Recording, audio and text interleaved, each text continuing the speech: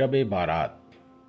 शब और बराअत दो लफ्ज़ों से मिलकर बना है, जिसमें शब का मतलब रात और बराअत का मतलब बरी होना होता है। इस्लामी साल के 8वें महीने शाबान की 15वीं शब को इबादत के लिए मखसूस कुछ बहुत ही ख़ास रातों में से एक माना जाता है। पूरी दुनिया में इस रात में शब बेदारी के साथ साथ की जाने वाली इबादत को जहन्नम से आज़ादी के तौर पर देखा जाता है। इस मुबारक रात के लिए कब्रिस्तान में की जाने वाली साफ़ सफाई की तैयारियों को देखने के लिए हम जिस कब्रिस्तान के अंदर जा रहे हैं वो आगरा शहर में बादशाही ज़माने का काफ़ी पुराना कब्रिस्तान है।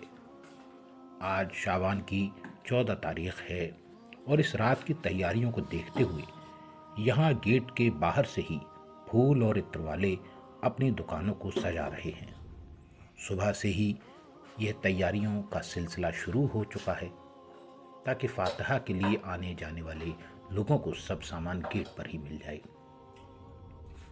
और साथियों, ये हम लोग एंट्री कर रहे हैं और यहाँ अंदर भी मेरे लेफ़्ट और राइट दोनों तरफ कई लोगों ने इस उम्मीद में अपनी दुकानें लगाई हुई हैं कि आज से लेकर कल सुबह तक हज़ारों लोग यहाँ अपने अजीज़ रिश्तेदारों और ख़ानदान वालों की कब्रों पर फातिहा पढ़कर ईसाले सवाब के साथ साथ उनके लिए दुआए मग़फ़िरत करेंगे। तो सभी लोग फूल, इत्र, केवड़ा और अगरबत्ती वगैरह भी पेश करेंगे। तो बहुत से लोग इन्हीं दुकानदारों से ये सब सामान ख़रीदेंगे। मेरे पीछे इन दुकानदारों पर भी वही सब सामान बिक रहा है।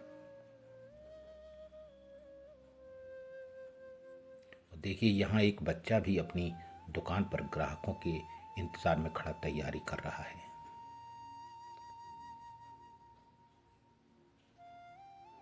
और ये है मस्जिद का वज़ू खाना।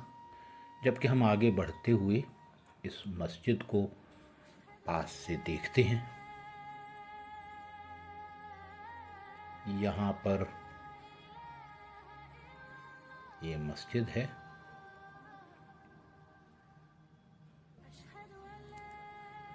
और यहाँ पर दोस्तों दुआ के साथ साथ शायद इसको बनने की तारीख भी लिखी हुई है। जी हाँ,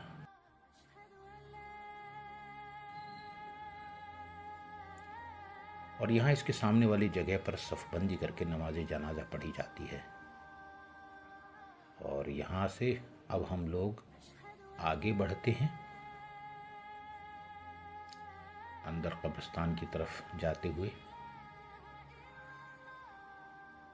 देखिए, यहाँ सामने यह शख्स अपने किसी रिश्तेदार की कब्र को साफ़ सुथरा करवा रहे हैं। बहुत से लोग यहाँ इसी तरह अपने अजीज़ और अकारिब रिश्तेदारों की कब्रों को साफ़ सुथरा करवा रहे हैं। और दोस्तों, इधर ये रास्ता कब्रिस्तान के अंदर दूसरे हिस्से तक पहुंचने के लिए। वाकई ये शाही कब्रिस्तान काफ़ी बड़ा है, जिसमें कच्ची, पक्की, नई, पुरानी हज़ारों कब्रें बनी हुई हैं। ये देखिए। और दोस्तों, इधर दीवार के पास उस खिड़की के नीचे मेरे कुछ रिश्तेदारों की पुरानी कब्रें हैं। अल्लाह पाक उनकी बेहिसाब मग़फ़िरत फरमाए। और यहाँ से अब हम लोग आगे चलते हैं कब्रिस्तान के अंदर।